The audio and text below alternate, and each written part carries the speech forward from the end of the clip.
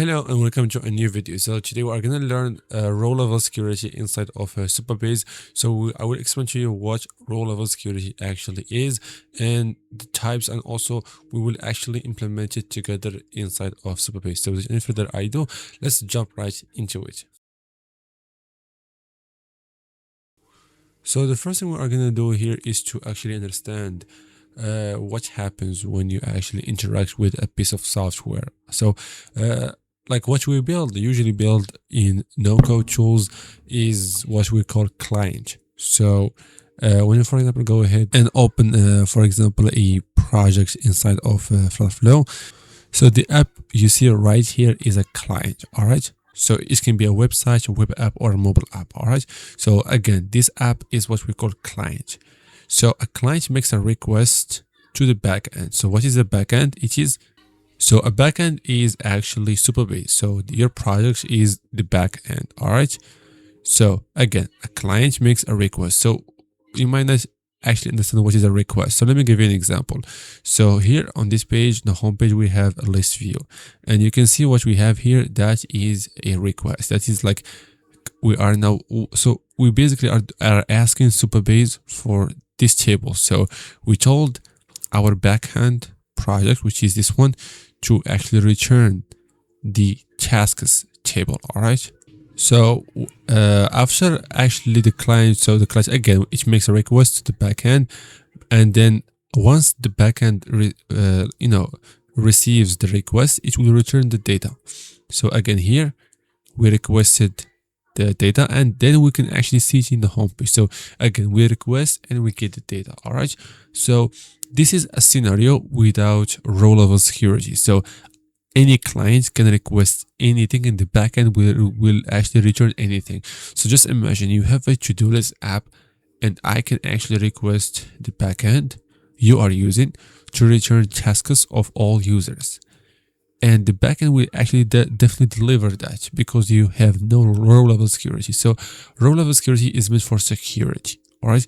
So that I can only see my tasks and I can only delete my tasks. So all the operations that happens to the backend will only happen to the rows that I own. So for example, if I use your to-do list app, I own some lists and some tasks, and I should only read, delete, and update those because they are mine. And with row level security, you can make this possible. All right. So let's actually see a scenario where we have a row level security. So now again, we have the same client, all right, which is, let's say, your to-do list app, making a request to your backend, which is Supabase. But as you can see here, so Supabase won't return the data directly to the client. No. So because Supabase now will have, or your backend will check your row level security. Again, row level security are a list of rules you actually create on your own. So Supabase doesn't do that for you. You actually have to create them on your own. So now the row level security are the ones that will return the data only if your request is verified. So for example, let's see, I actually requested another user's tasks. I wanted to see them here. Let's say I wanted to see the tasks of all users in your app. So what happens is that according to your pre-made row level security rules, this is not possible. So nothing will be returned. All right. So again, this is like a checker. All right. It checks whether the request is, like, if the request meets the rules you have here, you will get your data that you wanted. But if the request is weird or malicious or unauthorized, then you will receive nothing. As a client, you will receive nothing. All right. So this is what happens. So now that we have at least some idea of how, at least now we have just an idea. All right. We will definitely go ahead and apply that. But now we have to have a look at some of the types of some examples of row level security rules. So let's actually have a look at that in the next part of this video. So as you can see here, these are the 4 types of rules. So you can have rules for creating. So you say, for example, only author authentication. Let's say only people with an account are allowed to insert rows. Let's say you say, it's like basically saying, hey, if you have an account, yes, you can create tasks, but if you don't have an account, no, you cannot create tasks. Right, so this is like an example of a rule, but this is in the create category. All right, so again, you can have multiple roles in the same category. So move on to the read. So and this one is very simple. You say authenticated users are allowed to read only their rows. So if I am, let's say I have an account in the app, so I am authenticated, all right? So I can see, so even if I am authenticated, I can see only my rows, right? I can only see my tasks, all right? Not everyone. So because in Supabase, like this, you can have millions of tasks of hundreds or thousands of users all in one table. But with this rule, for example, you can fix or filter or just force every user to only see their tasks. All right, so it's like in the backend they are shared, but when it goes back to the client, which is your app, this user will only see his tasks. All right, you will see that in practice later. So again, an update means that authenticated users, so I am authenticated, but I can only update my rows. That makes sense because I cannot update other people's tasks or whatever. The same goes for delete. So I can only delete my tasks. I should not delete other people's tasks. So when you set up these rules, you make your database secure, and every request coming from your client, it goes through those rules. And if the request is authenticated and verified, then the client gets the data it has requested. If not, it gets nothing. So let's actually move on to the next step and see how we can actually apply this in reality. So actually, before we go ahead and create the read rule, I would love to show you exactly the problem without role of security. So here's the deal. Now we have two tasks and they are assigned to no user. So this is a foreign key, which means that each task is linked to an existing user, but in this case, they are linked to no one. This means that this person, and this is his ID, should not see them because they don't belong to him. They belong to nobody, meaning that they don't belong to him. So he should not see that. So why now he is seeing them? He is seeing it because this table is unrestricted. We have no role of security. We have no rules, meaning that the client, which is this app, is requesting tasks, and Supabase is kindly delivering everything. All right. So again, let me just remind you of what we have been looking at the beginning of this video, where I told you that when in case of no role of security, the client requests anything and the backend just returns that. So this is what happens. We requested all the tasks, and Supabase returned all of them. All right. So some of you might be saying, hey, you can just come here and maybe add a filter. You say, hey, add filter, and say you can see only if user ID is equal to the auth user ID, but this is not safe. All right, so you are basically doing a filter to just not show the user other people's tasks. So this is how so many people work, but with Supabase you don't have to do that. Like with any backend tool, always all of your security rules should never be on the UI level. They should be on the backend level. So we will add actually the same rule. So what we have added is a rule, meaning that you can see a task only if its user ID equal to you, or if it is only linked to you. Yeah, so again, this works, this filter works, but in reality, you should add that as a policy right here. All right, so let's actually go ahead and do that. So we can click on role, we can click on rel as disabled, or just click edit table and just enable that from here, and just click save. So now they are going to be enabled, and we will have a look at what we will change here. So here, maybe you see here, so I just clicked it and everything disappeared. All right, so the problem here is that there is no rule. So even if, for example, let's say I click on I go to, for example, authentication, auth, go to users, and I copy all right, this ID, for example, and I assign one of the tasks, and then we click it here and just choose, for example, this user. So now we can actually go to the app and still we see nothing. All right. So we see nothing, because now when you enable row level security, the backend, so it was, so when we didn't have row level security, this table was open, it showed us all tasks, but when you enable row level security, it becomes closed. So now you have to specify the rules. All right, so once you enable row level security, you have to specify the rules. All right, so here you can click on add row errorless policy and create a policy. All right, but to be honest with you, I don't like this way of writing policies. Instead, I prefer doing it in SQL editor. All right, so for this we go to ChatGPT and we ask it to we first have to explain the database structure we have, and then we need to ask it for the rules we need. All right, so here is the prompt I have actually written to ChatGPT. So I told it that, so here I have explained the tables I have, and then I just explained that I have a table called tasks and it has 4 columns.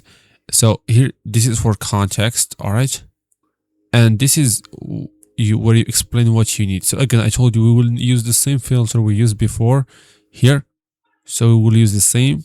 So we say, hey, I need a read rule that allows authenticated users to see only tasks where user ID equal their own ID. So if a task has the user ID equal to me, I am allowed to see it. Other than that, no. So it's like it only show you your tasks. No, it only return the SQL code, nothing more than that. So let's click on, let's actually give it the prompt, and here is it. So now it has actually given me, so this is the code.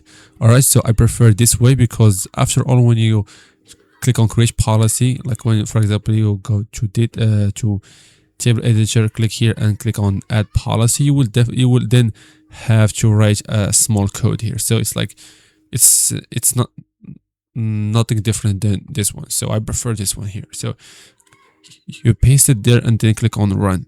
All right, so now this is a rule that allows people to only, in the public tasks, you can see tasks where the user ID is equal to you.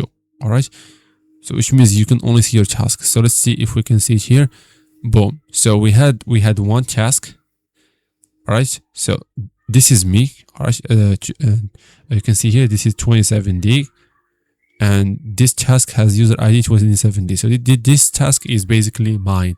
So using the rule, now I can now see my own tasks. All right, and this task doesn't belong to me, so I cannot see it. So this is how we apply the read rule here. So now it's time to maybe, I guess, apply other rules. So we are done with the read.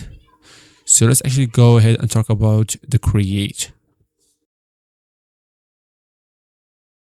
So before we continue, if you are enjoying this video, if you are actually learning something valuable that will help you on your journey of building mobile apps using FlutterFlow and Supabase, I would appreciate if you can give this video a like so it can be shown to other people. So you can just take 1 second of your time, give it a like right now. And if you haven't subscribed to this channel, click on subscribe button so you can see more of my videos in the future. So if you do that, I would really appreciate that. So once you have done that, of course, we can actually come back here. So now when it comes to the create rule, now let's actually go ahead and understand that. So when it comes to the create rule,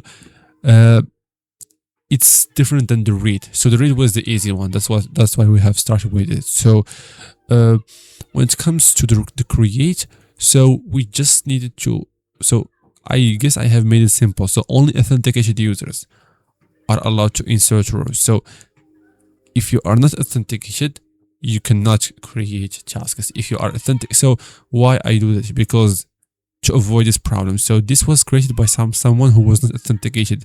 That's why he didn't have a user ID. All right. So now Supabase, with this new rule, if a user is requesting to create a task but he doesn't have a he's not authenticated. So because here when you are authenticated, you have your ID. When I log out, I will not have my ID. So if I log out of this app, I will lose my ID. But if I log into my account, I will then recover this same ID. So now what are we doing now? He says here, we say here, if a user is not logged in, he doesn't have an ID, so he cannot create tasks. So now we just need only authenticated users are allowed to insert rows in the tasks. So let's go to ChatGPT and just modify it here.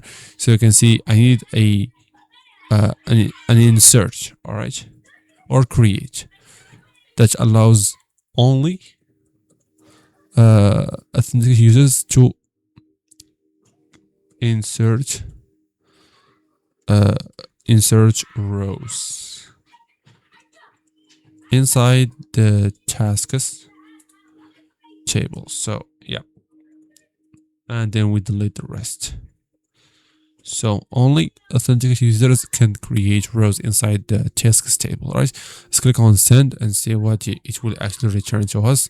So again, you can only create something if you are authenticated. All right, so click here, but we actually forgot something, so I just corrected that. So you have to specify that if the request has no authenticated user ID, then they cannot create rows in this table. So meaning that in order to create a task here, you need to have an ID. All right, so let's actually go ahead, copy this one, and of course we will test this before we move on. So again, go SQL editor, create a new one here, paste it, click on run and see, and we have here success, but we have to test that out. So now here we can actually go ahead and click on add task. So now we are actually authenticated, as you can see here.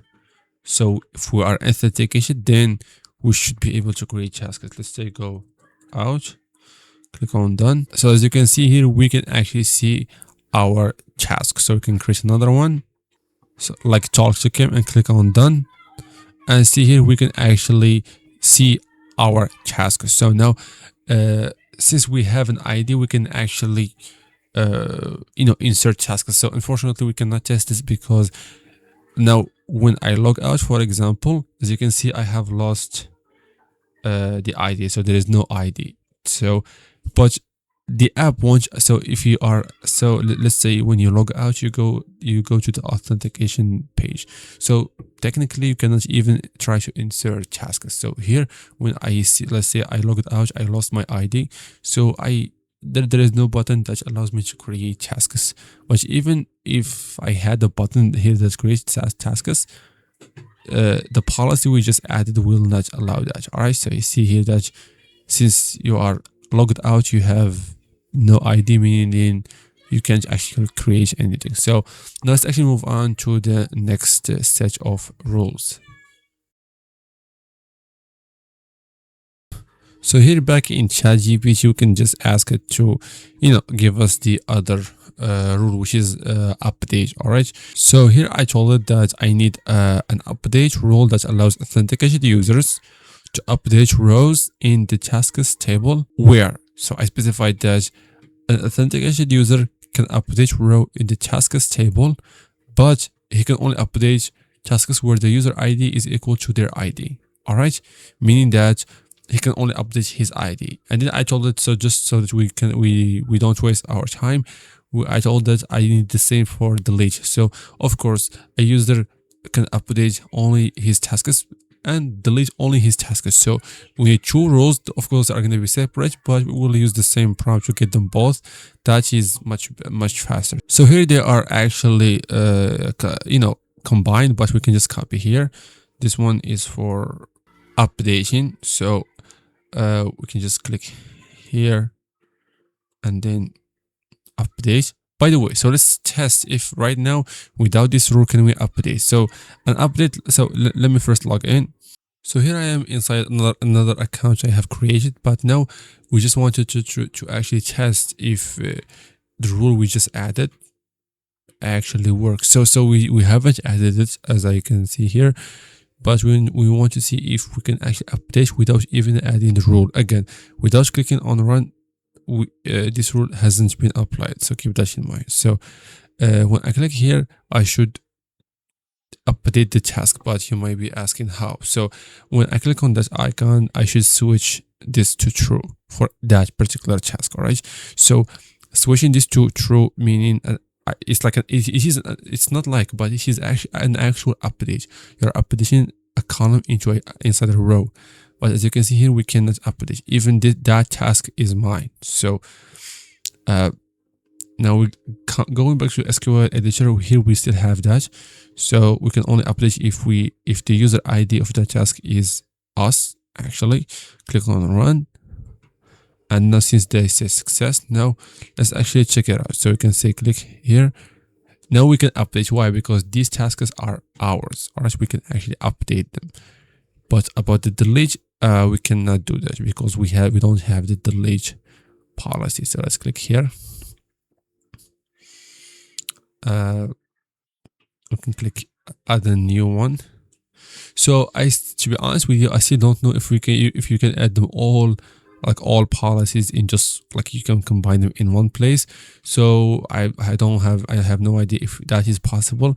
That's why I will have to do my research and then make more videos about role level security. But if you have any question or any problem in any aspects of building your own mobile app with no code, FlutterFlow and Supabase, you can always leave comments below every video, and I will definitely make videos so I can help you on your journey. So anyway, back to the topic here. So we click on run so we can allow authentication users to delete their tasks. All right.